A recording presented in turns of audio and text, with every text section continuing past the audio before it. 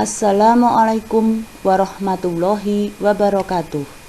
Alhamdulillah kita berjumpa kembali dalam kegiatan pembelajaran IPA kelas 9 semester 1 bab 1 sistem reproduksi pada manusia.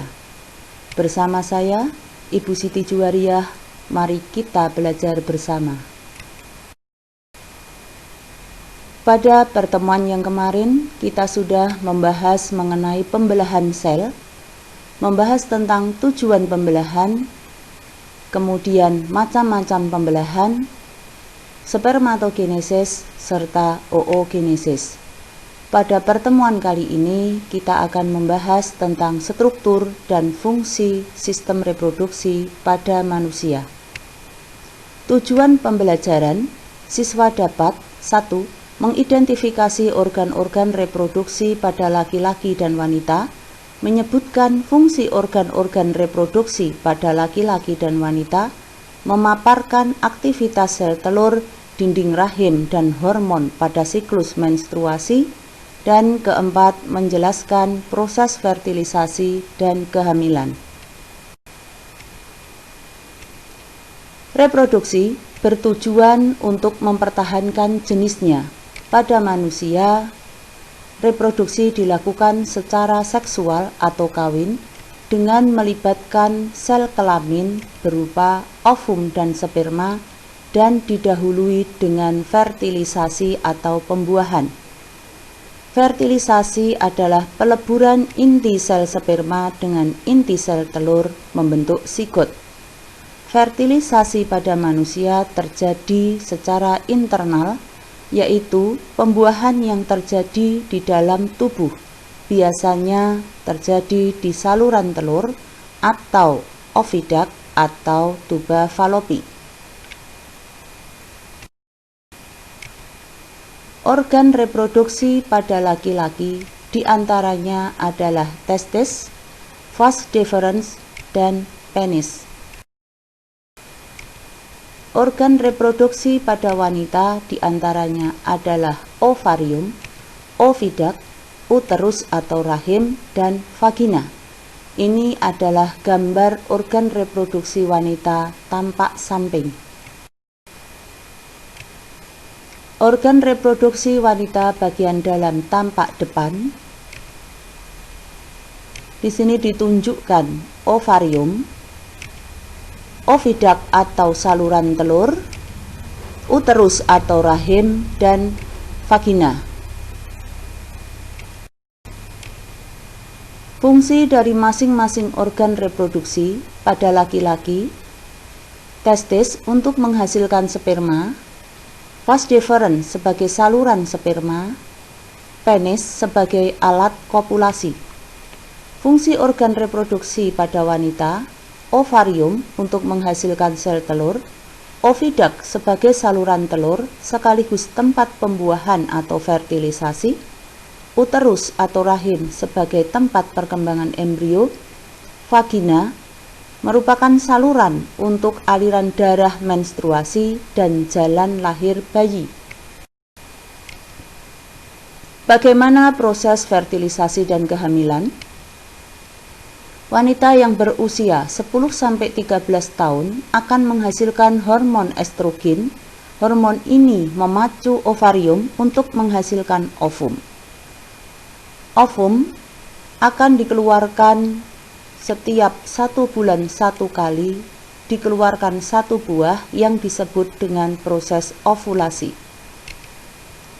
Jika ovum yang sudah matang dibuahi atau terjadi fertilisasi, maka terbentuklah sigot.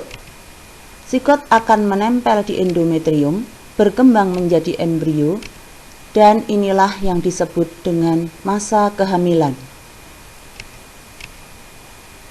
Jika setelah terjadi ovulasi tidak terjadi fertilisasi, maka terjadilah apa yang disebut dengan menstruasi.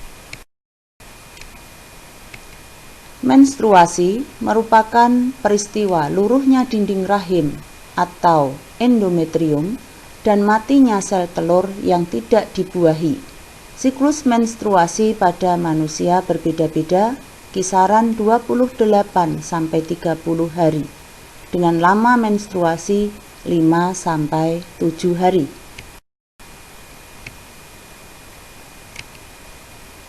Pada saat terjadi menstruasi, bagaimana aktivitas sel telur dinding rahim dan hormonnya?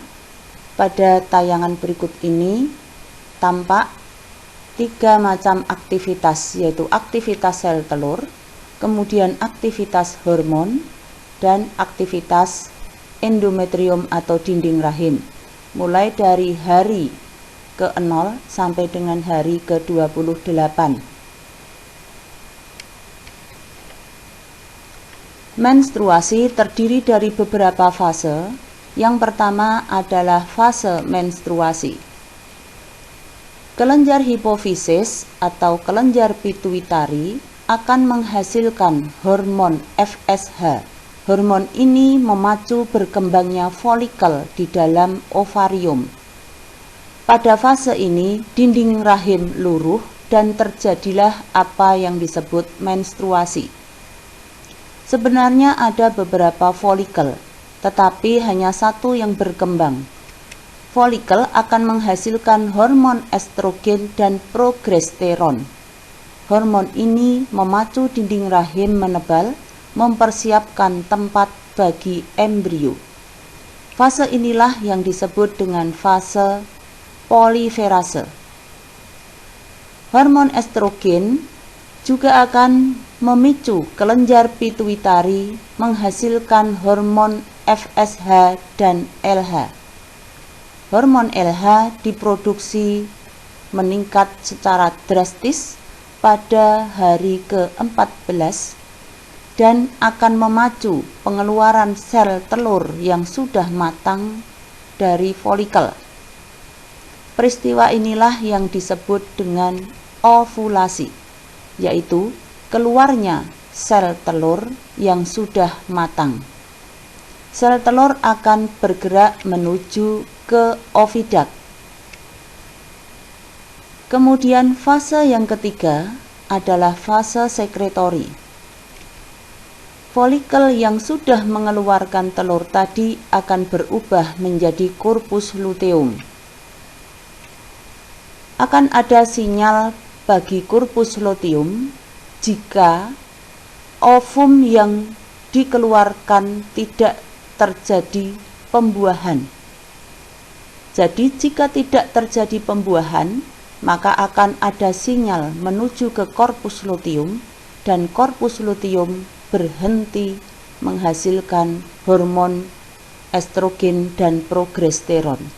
Sehingga kadar hormon estrogen dan progesteron menurun. Hal ini mengakibatkan luruhnya dinding rahim atau rusaknya jaringan penyusun dinding rahim dan pecahnya pembuluh darah pada dinding rahim tersebut. Maka pada saat itu wanita akan mengalami apa yang disebut menstruasi.